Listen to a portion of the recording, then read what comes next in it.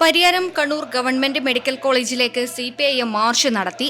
പരിയാരം ടൗണിൽ നിന്ന് Kannur government medical college principal ഓഫീസിലേക്കാണ് മാർച്ച് നടത്തിയത്.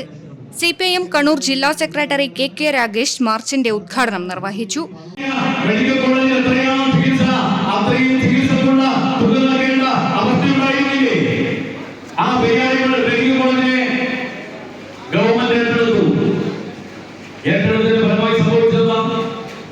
രോഗികൾക്ക് ഏറ്റവും വിദഗ്ധമായ ചികിത്സ നൽകുന്ന ഒരു സ്ഥാപനമായി പാവപ്പെട്ട സാധാരണക്കാരായിട്ടുള്ള രോഗബാധിതരായിട്ടുള്ള ആളുകൾക്ക് മറ്റ് മെഡിക്കൽ കോളേജുകളിൽ നൽകുന്ന വിധത്തിലുള്ള ചികിത്സ ലഭിക്കുന്ന സ്ഥാപനമായി ഈ പരിയാരം മെഡിക്കൽ കോളേജ് മാറി.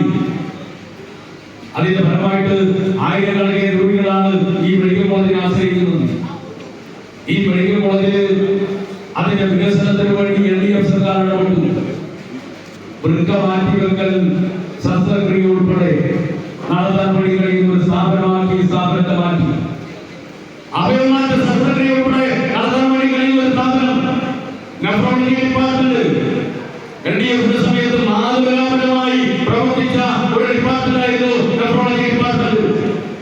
ഇപ്പൊ നെഫ്രോളജി ഡിപ്പാർട്ട്മെന്റിന്റെ ഹെഡില്ല, അത് ഇവിടുത്തെ നെഫ്രോളജി ഡിപ്പാർട്ട്മെന്റിന്റെ ഹെഡില്ല. നെഫ്രോളജി ഡിപ്പാർട്ട്മെന്റിൽ മറ്റൊരു സീനിയർ ഡോക്ടർ ഉണ്ടായിരുന്നു, ആ ഡോക്ടർ പോയി.